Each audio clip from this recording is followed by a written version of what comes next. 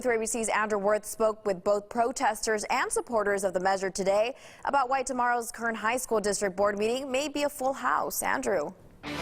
Gracia, since the moment the vote went in favor of the Kern High School District adopting the policies for transgender students to use the restroom of their choice, both sides have spoken up about what they believe is right, leading us to tomorrow night's district board meeting where both sides have said they will be well represented.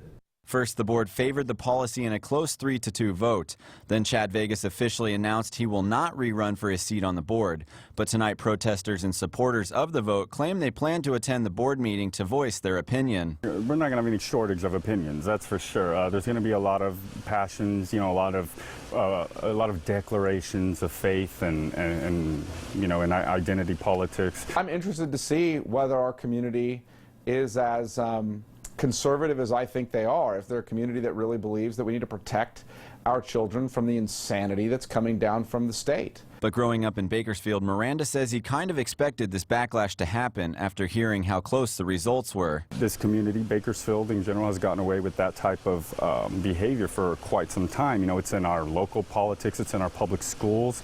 While Vegas still doesn't understand why district policies needed to change if no problems had ever been reported. I'm not worried about the very few number of transgender students. And if we were already accommodating these students, we did not need any new laws or policies that then open us up to a host of other problems. Leading Miranda to say separation of church and state has been an ongoing problem. This sort of vocalization of, hey, you can't do this, is now being interpreted as, an agenda. It's some sort of liberal or transgender agenda.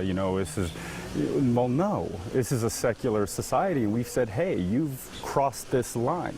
But Miranda said most importantly, this decision will not make a difference if equality across the board is not achieved. I don't think it's going to change the culture necessarily, but I think it's a small victory going towards a more secular society with, with equality on both sides.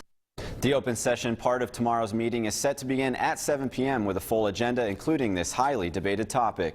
In studio, Andrew Worth, 23 ABC.